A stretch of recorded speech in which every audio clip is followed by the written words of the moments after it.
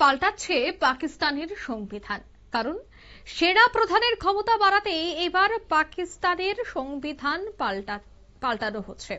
আসিম মুনিরের ক্ষমতা বাড়াতে এবার তৎপর শাহবাজ শরীফ। ফের সেনা শাসনের দিকে কি এগোচ্ছে পাকিস্তান? বিস্তারিত জানবো। টেলিফোন লাইনে যুক্ত হয়ে গেছে প্রতিনিধি সৌম্য মুখোপাধ্যায়। সৌম্য, পাকিস্তান যে দেশে গণতন্ত্র নেই, যে দেশে আইন নেই, যে দেশে শৃঙ্খলা নেই, সেই দেশে এবার সেনা প্রধানদের ক্ষমতা বাড়ানো, কি মনে হয় আগামী দিনে সেই পাকিস্তানকে এবার সেনা শাসনের দিকে এগোচ্ছে? প্রথম কোন সরকারকে দেখা গেল তারা সেটাতে সমর্থন দিচ্ছে, এর জন্য সংবিধান পরিবর্তন করছে। এই বিষয়টি নিয়ে পাকিস্তানে তীব্র শোরগোল তৈরি হয়েছে। বিভিন্ন বিরোধী দলগুলো তারা প্রতিবাদ জানাচ্ছে, কিন্তু শাহবাজ শরীফের সরকার আইন এনে 27তম সংবিধান সংশোধনী বিলটা পরিবর্তন করতে চাইছে।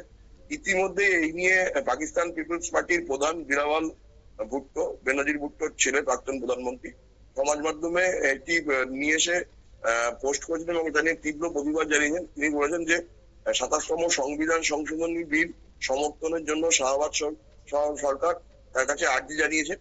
অন্যদিকে পাকিস্তানের উপপ্রধানমন্ত্রী তথা বিদেশ মন্ত্রী ইসাক দারও সংবিধান সংশোধন করা হচ্ছে এই বিষয়টি পরিষ্কার করেছে।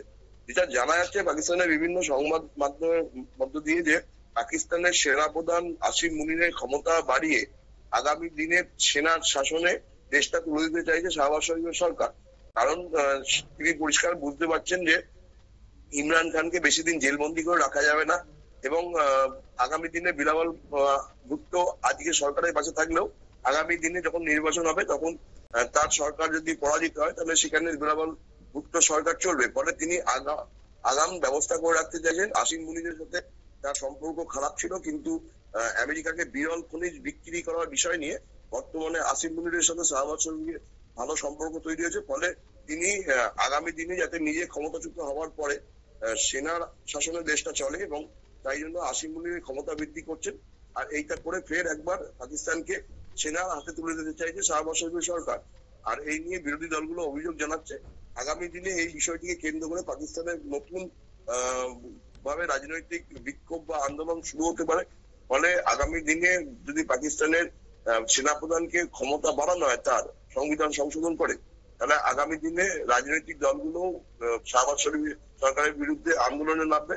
ফলে একদিকে যখন পাকিস্তানের চারিদিকে বিচ্ছিন্নতাবাদী গোষ্ঠীগুলো স্বাধীনতার জন্য আন্দোলন করছে, তখন পাকিস্তানের রাজনীতিতে যদি এই ধরনের একটা গন্ডগোল বা বিভাজনের জায়গা তৈরি হয়, যেখানে সেনাপ্রধানের হাতে দেশকে তুলে দেওয়ার চেষ্টা হয় গণতান্ত্রিক ব্যবস্থাকে ভেঙে, তাহলে বিরোধী রাজনৈতিক দলগুলো একটা বিক্ষোভ দেখাবে। ফলে পাকিস্তান জুড়েই একটা রাজনৈতিক অচলাবস্থা সৃষ্টি হবে বলেই রাজনৈতিক বিশেষজ্ঞরা মনে করছেন। অঙ্কিতা, একদমই ধন্যবাদ।